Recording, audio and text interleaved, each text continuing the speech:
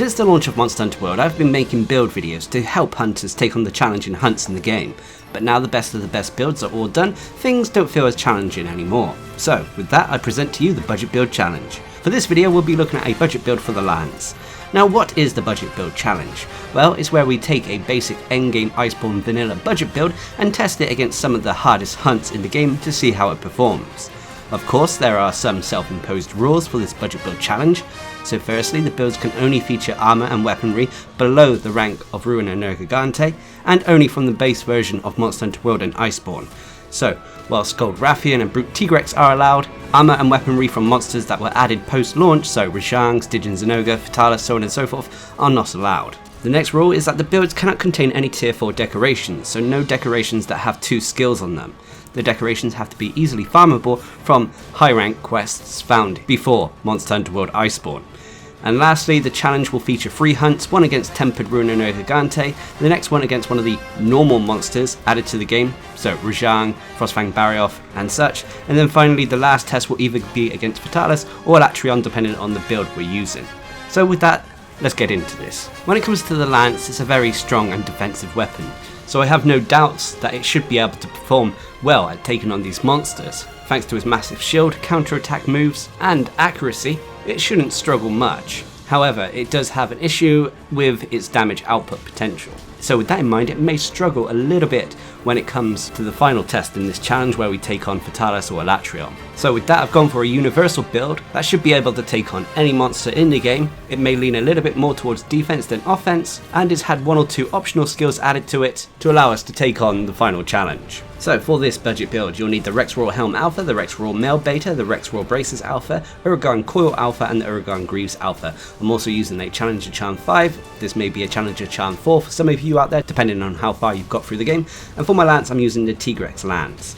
This has an attack increase augmentation, affinity increase augmentation, and then a health regen augmentation attached to it.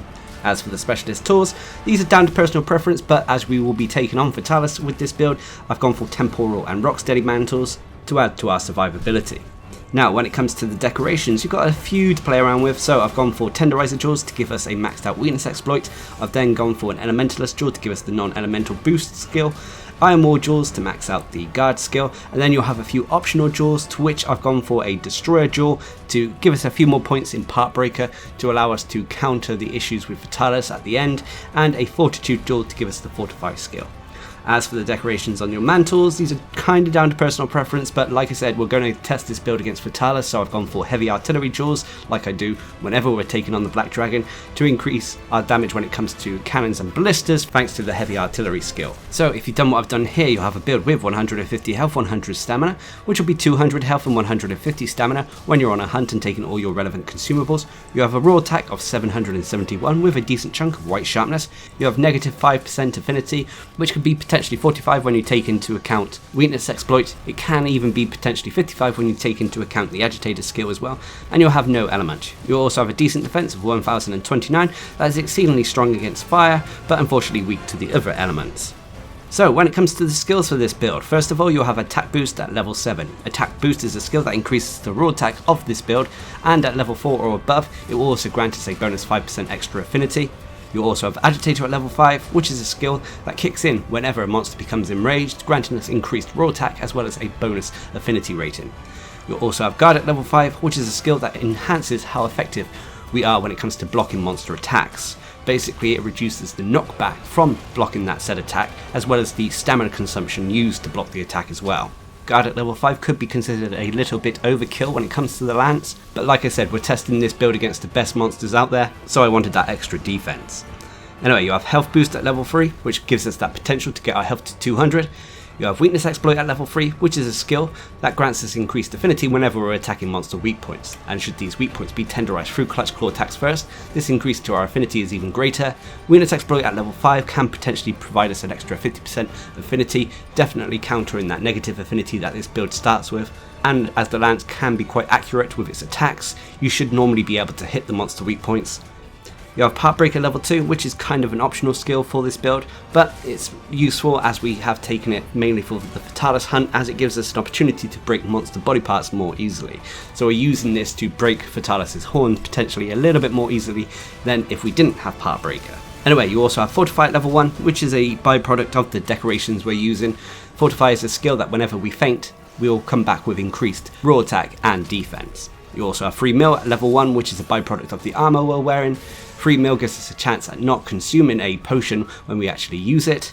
You have Non-Elemental Boost at level 1, which is a skill that when we're using a weapon that doesn't have an element, or their element is hidden, then you'll gain increased raw attack. You'll also have Offensive Guard at level 1, a byproduct of the armor again, but Offensive Guard can increase our raw attack should we perfectly time a block. And then finally, when you're wearing your mantles, you'll have Heavy Artillery level 2, which increases the damage of cannons and ballistas that we can find around the maps. Finally, you'll have 2 set bonuses. First of all is the Tigrex Essence Free Meal Secret. That allows us to get the Free Meal skill up from level 1 to a maximum of level 3. It's kind of wasted on this build in all honesty. And then finally, you'll have the Uragan Ambition Guard Up. This allows us to block unblockable attacks, but it won't allow you to block monster set piece attacks such as the ultimate attacks from Vitalis, Alatrion, Safijiva and so on. So there we have it, that is the budget build we will be using for the lance. A quick side note, you can use a critical jaw in place of the part breaker jaw if you so wish to give you a point in the crit boost skill. This will increase our damage when our attacks crit a monster, but I haven't taken it for this build in favour of going for a level 2 part breaker instead. But if you wanted to, if you felt you needed a little bit more damage, replace that part breaker jaw, the destroyer jaw, with the critical jaw to give you a point in crit boost. But regardless, this build is still quite strong, and of course comes with many pros and cons as with all builds in the game. The biggest pro for this build is its high raw attack. Having a maxed out attack boost combined with agitator, your raw attack with this build is high, especially combined with the lance we are using. The other pro for this build is its defensive options. The defensive skills it has, including guard, health boost, guard up, all enhance or maximise your chance of survivability so long as you're blocking attacks.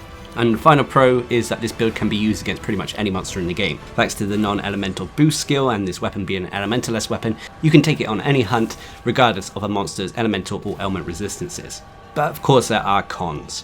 One of the biggest cons for this build is, unfortunately, it is on the lower side when it comes to affinity, so you won't be critting all the time. And the other con is, unfortunately, this is a borderline budget build. It uses a lot of brute Tigrex armor, which is on the cusp of what the rules allow with this budget build challenge. Nonetheless, it's still within the limits, and I was confident with this build's abilities to take on the monsters in this challenge.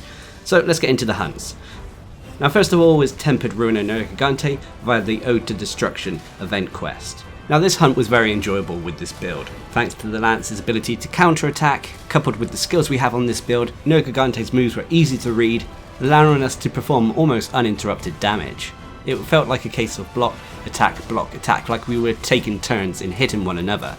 The only difference is, this build had a giant shield, which meant we took next to no damage, while Gigante took the 4 hits from our Lance. This enabled us to break its spikes quite often, knocking it over, allowing us to deal uninterrupted damage to it, and bring down the flagship monster fairly safely. It wasn't the quickest hunt out there, but nonetheless I didn't feel in danger at all when using this build on this hunt. Which brings us on to the second hunt, which was against Furious Rejoin. Now unfortunately this build struggled a little bit against Furious Rejoin, but this could have been player error more than anything else. Rejoin's speed was a little bit of an issue in all honesty for this build, but like I said, I felt this was more player error more than the build not being able to perform. I would often mistime my counterattacks, resulting in me getting hit. Luckily the survival skills such as health boost allowed me to take those hits, but it resulted in a more drawn out hunt. In the end I started to use traps and other aspects of the environment to slow down Furious Rejoin and eventually beat the Angry Monkey. Which brings us on to the third and final challenge for this budget build challenge, which was against the Black Dragon Vitalis. Now, in all honesty, I had a lot of fun using this build against the Black Dragon Vitalis. I was a little bit worried going into the hunt, as I was worried that this build would not have the DPS to bring down the Black Dragon within the time limit, and I also thought it may have trouble breaking its horns, hence the reason why we took Part Breaker. But to my astonishment, so long as I kept on the offensive, and much like with the Ruin and Gigante hunt, be very aggressive and counter attacks as often as I could, the hunt went well. This build was able to break Vitalis' horns twice, thanks to the whole Clutch Claw counter, which allowed us to perform those Clutch Claw attacks on Vitalis' head uninterrupted, and so long as we attacked whenever we had an opportunity to, this budget build took down one of the hardest monsters in Monster Hunter World Iceborne. In fact, this hunt was far more enjoyable than the Furious Rejoin hunt, which I found surprising, but nonetheless it was satisfying. Making this a budget build I would recommend for any Lance players out there. So there we have it, that was the budget build challenge using the Lance in Monster Hunter World Iceborne. Hopefully it showed you what limited builds can do in the game. Also, I'm sure that the builds could be adapted to make certain monsters and hunts more easier. So adapt the builds as you see fit. And until next time, I've been Darcblade, bringing you the budget build challenge for Monster Hunter World Iceborne. Hope you enjoyed the video, thanks for watching, subscribe and like for more.